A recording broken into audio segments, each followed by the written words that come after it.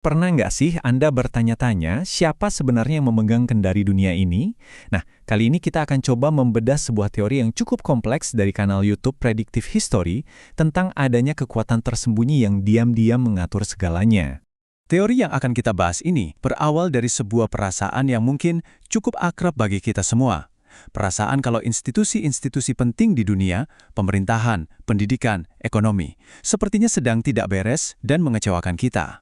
Menurut teori ini, ada dua masalah besar yang jadi sorotan. Pertama, sistem meritokrasi yang katanya cuma mitos. Misalnya, masuk universitas itu bukan lagi soal siapa yang paling pintar, tapi lebih ke permainan untuk mempertahankan kekuasaan. Kedua, birokrasi yang makin membengkak dan malah jadi parasit. Sibuk ngurusin dirinya sendiri, bukan melayani masyarakat. Nah, katanya ini semua bukan kebetulan loh. Ini adalah gejala dari sebuah rencana yang usianya sudah sangat tua. Terus, kalau ini semua disengaja, siapa dalangnya? Menurut sumber ini, untuk menemukan jawabannya, kita harus mundur jauh ke belakang, berabad-abad yang lalu, saat sebuah aliansi rahasia pertama kali terbentuk. Oke, mari kita bedah aliansi ini. Pihak pertama dalam aliansi ini disebut sebagai modal transnasional. Intinya, ini merujuk pada kerajaan Inggris pada masa jayanya. Mereka digambarkan sebagai kekuatan finansial raksasa yang menguasai perdagangan dan jalur laut di seluruh dunia. Dan katanya, cara kerjanya itu mirip skema Ponzi. Lalu, siapa partnernya? Nah, ini dia, pihak kedua. Sebuah sekte mistik revolusioner yang dikenal sebagai Sabbaten Frankis. Menurut teori ini, mereka adalah kelompok yang punya jaringan global, akses ke dana besar, dan punya keyakinan radikal bahwa dunia harus dihancurkan dulu agar bisa diselamatkan.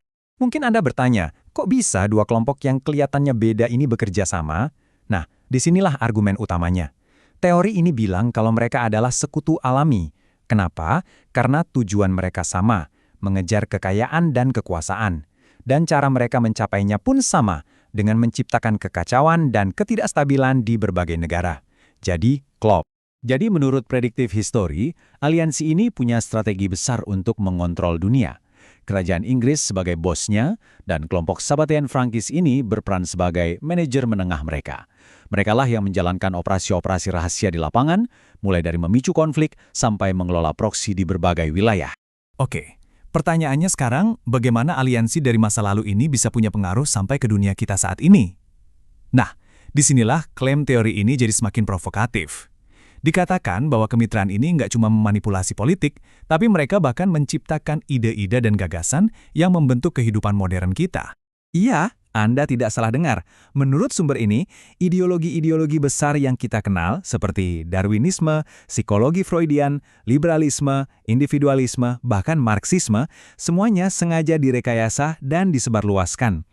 Tujuannya? Sebagai alat kontrol psikologis untuk mengendalikan cara berpikir seluruh populasi dunia. Coba kita lihat salah satu contoh utamanya. Teori ini menjadikan tulisan-tulisan Karl Marx sebagai contoh kunci untuk menjelaskan cara kerja alat kontrol ini.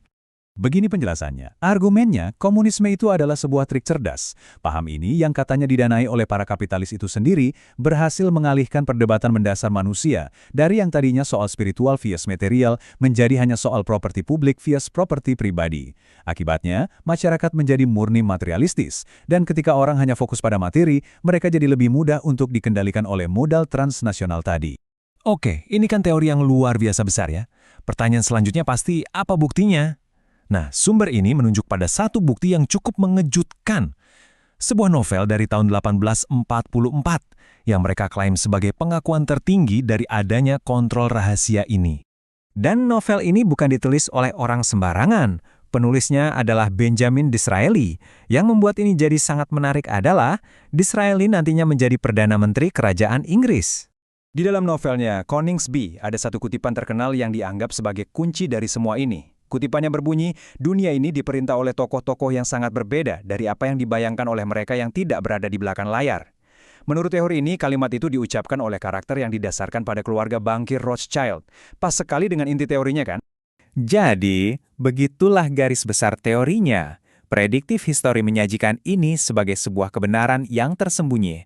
Tentu, ini membuat kita jadi merenung. Di manakah batas antara sebuah teori yang sangat rumit dengan sebuah realitas sejarah yang mungkin tidak pernah benar-benar terungkap?